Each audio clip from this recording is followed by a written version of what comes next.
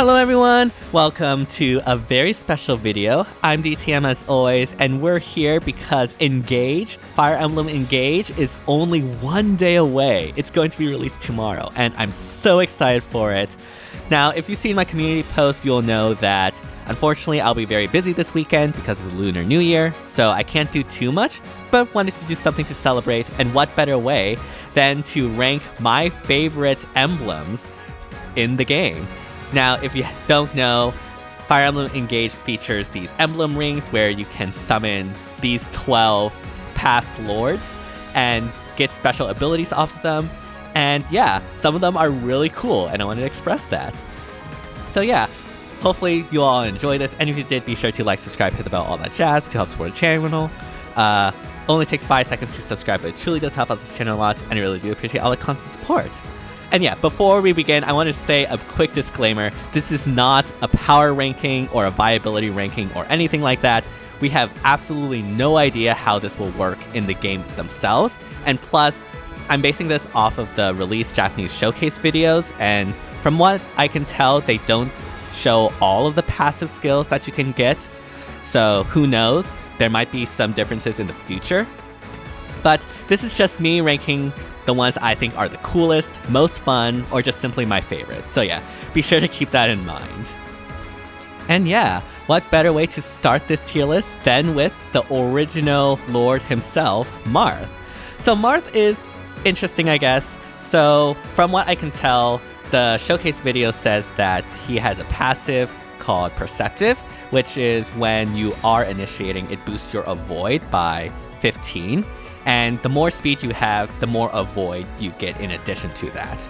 I'm not personally a big fan of RNG, especially like missing or like critical hits or anything like that. Of course, this is me coming from Fire Emblem heroes, so I guess that's not too surprising. His Engage skill is pretty interesting. It gives you like one additional attack that you can do after your combat. Or like not after your combat, but like, you know, after your own attacks. And that attack is halved. It's pretty cool, especially if like you just need that extra little bit to take out an enemy. But I don't think it's really that groundbreaking or creative or anything like that. Now his Engage attack, Lodestar Rush, is a 7-hit attack that deals 30% damage per hit. And not gonna lie, the animation of that is really cool. And being able to hit that 7 times is really flashy, so I do like that. But overall, as an emblem in whole, Marth, I'd say, is probably a B tier for me, which, you know, is still pretty good, but it's not like the most creative or fun, I would say. So yeah, I'd put Marth in B tier. Now our next lord is Celica, and Celica is super interesting. I guess to begin, we can start with the passive that they show, which is Holy Stance. It's when a user takes damage from a corrupted foe, it deals a portion of that damage back to that foe. So it's basically counter for corrupted foes, essentially, which is pretty interesting. We'll have to see how often you actually face against corrupted foes, but it is decent, I guess, and I guess kind of cool. But the cool part of Celica is when you engage with her. Now, her Engage skill basically allows you to split your magic attack into 2. And each of those attacks are at 50% damage, but you can switch targets from the first to the second, which I think is so cool. Because if you have like 2 enemies that are like low HP, or if you just have that high of an attack stat, you can take 2 enemies in 1 turn, which I think has the potential to be very, very fun. Sure, you cannot move between those 2 attacks, but it does reward a good positioning with the enemies and all that sort of stuff, so I really do appreciate that. And now her Engage attack, Warp Ragnarok. I think this is the one that got a lot of eyeballs because it basically allows you to teleport within 2 spaces of an enemy within 10 squares and then cast Ragnarok. So she's like, boom, warping into the enemy and then dealing the super powerful attack. I can see this being super fun and very useful. And yeah, being able to either warp in to help finish off an enemy that your ally was taking on that is, sort of farther away. And yeah, super fun. Really happy to see that, and hopefully she will be powerful in the actual game itself. So yeah, definitely S tier in my opinion. Next we have Sigurd, and Sigurd I think also caught a lot of eyeballs, but we'll get to that when we get to that. For now, the passive that they show was Canter, which allows you to move 2 spaces after performing an action. So it's basically like Canto 2 in Fae, which is kind of funny if you think about it. It's not Canto Remaining though, and I think in Fire Emblem proper, like Canto Remaining is probably better just due to having a bigger movement stat. But still, I can see that being very helpful, and Canto in Fire Emblem is super fun. They didn't have Canto in Awakening, so I can't really relate. Anyways, when you engage with Sigurd, you get Gallop, which increases your movement by 5, which is absolutely huge. And if you're a dragon, you get 6. If you're a cavalry, you get 7. And that is amazing. Like, I love mobility and things that help increase movement, and Sigurd just flat out give you it. Now, it's not that creative, it just flat out give you 5 movement with like no conditions, but it is something I really would enjoy using, and it's definitely why a lot of people are excited about Sigurd. Now, Sigurd's engage attack is also pretty cool. It's override, and it attacks a line of enemies, and you emerge on the opposite side. Now, you can only use this with a melee sword or lance, but using this, you can position even further and just be able to progress more forward. And it's very much like player phase. And if you all know me, I love player phase and guild force and movement and all of that, so Sigurd's up my alley. I do wish Canto was Canto Remaining, and the engage skill was a bit more creative. Like, they could do something a lot more unique than just giving you flat movement. But still, I really like it, so I guess I would just give it an A tier. Our next lord is Leif, and Leif is actually kind of interesting. So he has Armed Shield, which is the passive that they show, and it's basically when, if you have a weapon triangle advantage against your foe, it reduces the damage you take when attacked by 3. So this basically just continues to reinforce the weapon triangle, which is interesting. And yeah, Leif's whole shtick is basically weapon triangle manipulation. Weapon triangle is not exactly my favorite mechanic, though I do appreciate it being there. It's just that oftentimes in Fire Emblem Heroes, the meme weapon triangle doesn't matter, even though it does, but Anyways, when you engage with Leif, he gets the adaptability, which is his engage skill, and that's when you are attacked by an enemy, it automatically switches your weapon to an advantageous weapon. And if the enemy has a ranged weapon, you prioritize using a ranged weapon. So basically, this is like an enemy phase. You're always going to get weapon triangle as long as you have the weapon equipped. Now, I'm not a big fan of enemy phase. Like, I'm very much a player phase player, as I mentioned before. I love Gale Force, Hit and Run, and all of that. So that skill is not exactly up my alley, but it's still pretty cool. Now, Leif's engage attack, though, I really like. It's a Tetra trick, and it's basically a 4-hit attack that uses a sword, lance, axe, and bow, and basically ensuring that you have the most chances you can get the break mechanic. And I think that's really cool, being able to attack with all of the weapon triangle all at once. So despite my issues with the engage skill, I'd say he's definitely a B tier in terms of fun for me.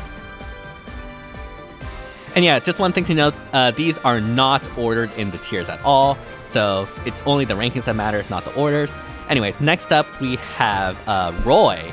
And Roy, what does Roy do again? Oh yeah, I think his passive is basically Miracle.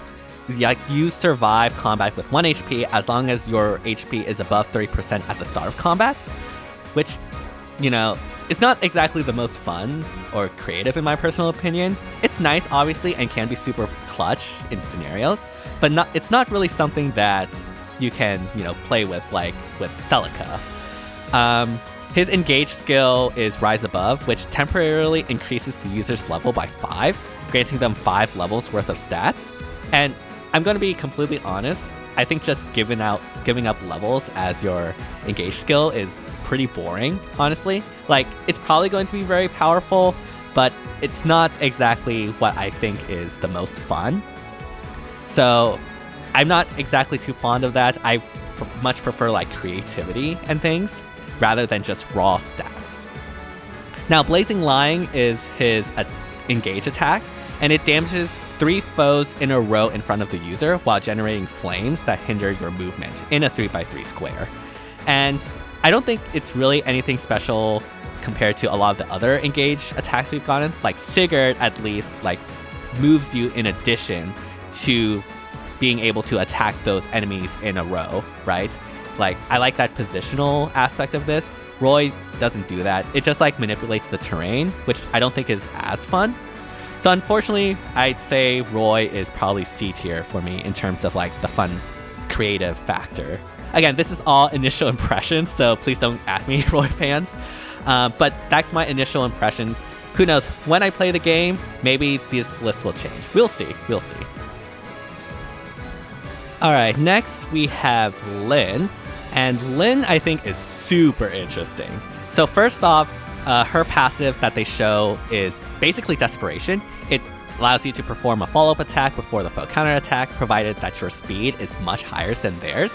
So it's more of a speed conditional Desperation, like instead of like the Desperation we know in Fire Emblem Heroes, which is based off of HP. But still, like having Desperation based off of speed is really cool and definitely boosts your player phase potential and player phase power, which I really like. Her Engage skill is called Doubles, and it summons 4 clones that can participate in chain attacks. Chain attacks are basically like the thing in Fire Emblem Awakening and Fates that allows like the person next to you to join in on the attack, except it's like before you combat instead of after. But like being able to summon 4 clones to help you participate in chain attacks is just super cool, and I think it's going to be very fun and very unique. I just love the concept of that.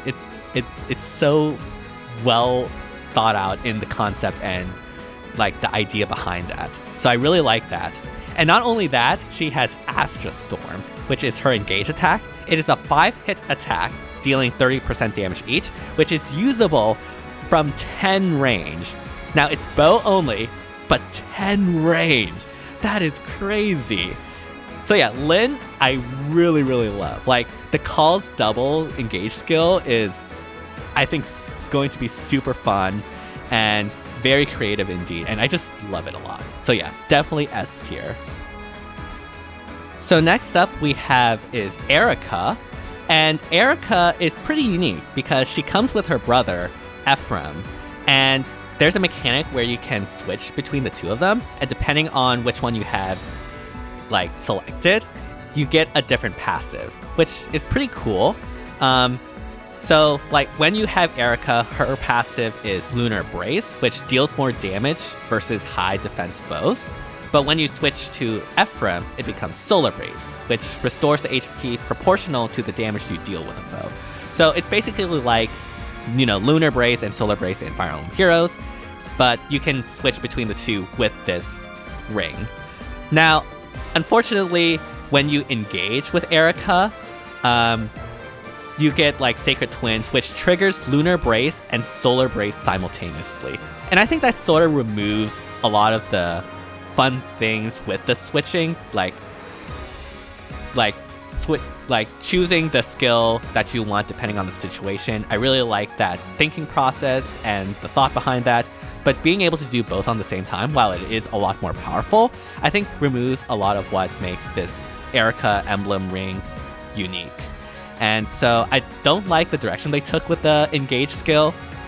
Now the Engage attack is Twin Strikes, which basically you attack a foe using a sword and lance simultaneously, and the lance deals bonus damage versus corrupted foes, which is pretty cool, I guess. I don't think it's particularly that special compared to other other engage attacks, but I guess like it gives you more chances for weapon triangle advantage and break mechanics. But again, the initial concept behind Eirika's emblem concept is really cool, but the fact that they removed that swap choice in the engage skill, I'm not a particularly big fan of. But still, I have to give props for that that mechanic in the first place. So yeah, B.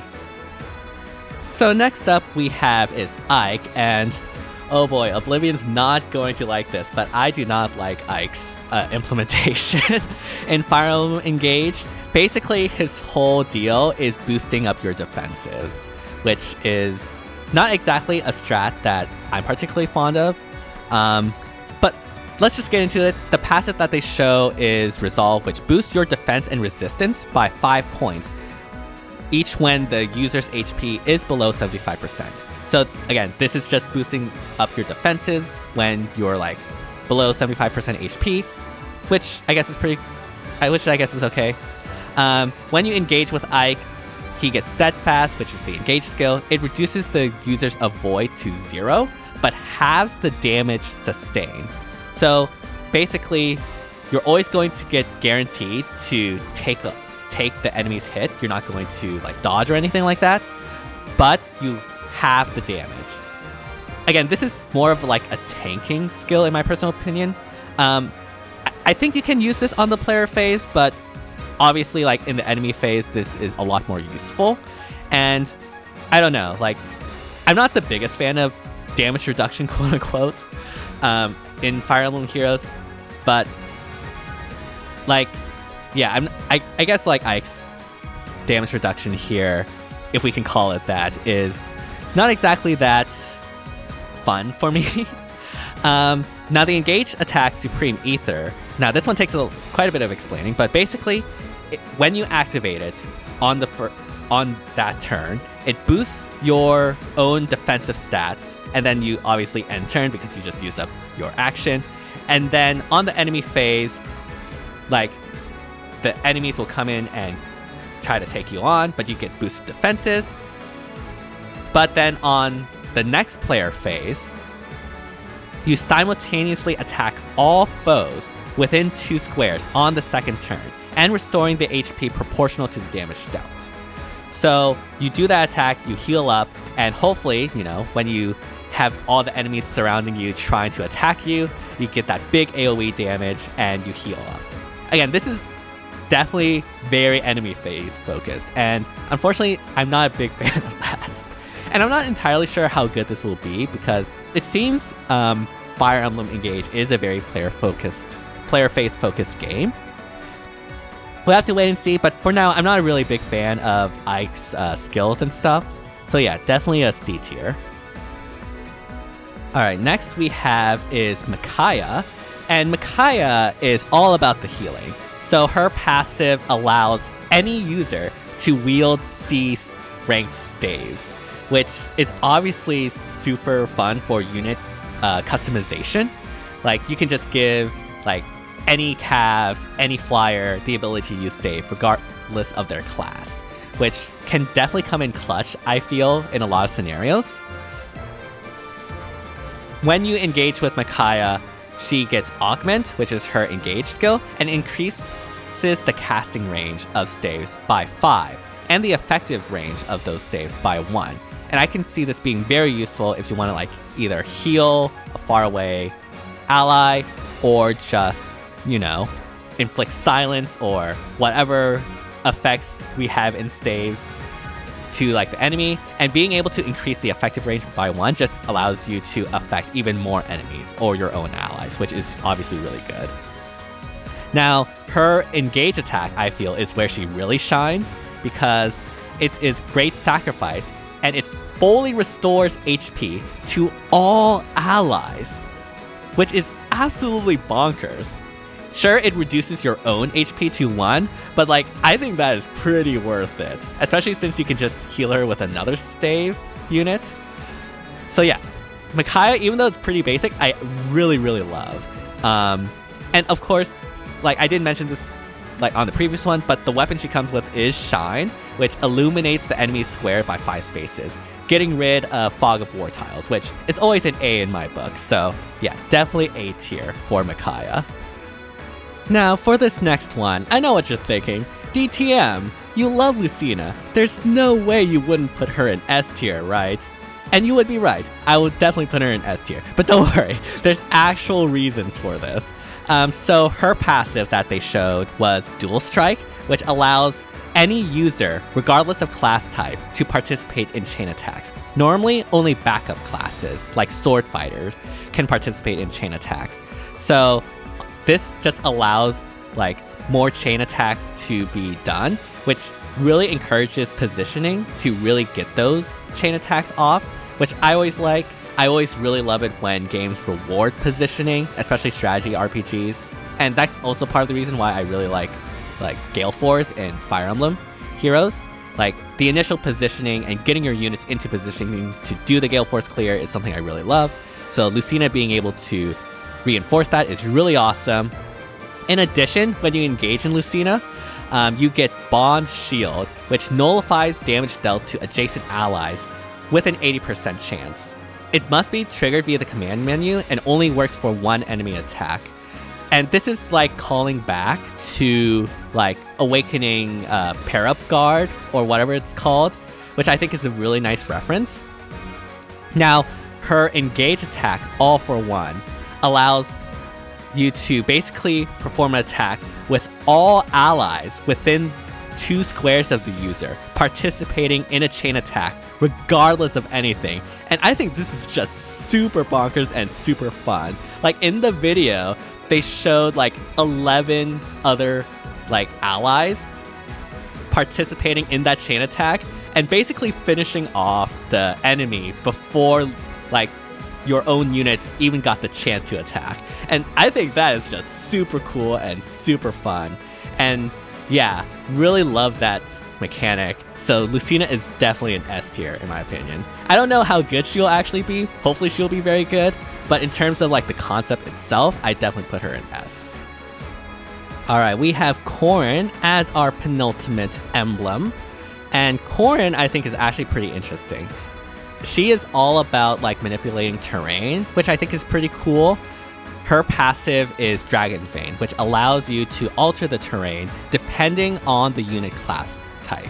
And there's a bunch of different terrain options depending on that. Like for instance, for backup units, I think you get like earth pillars that boost your defense or res, I think.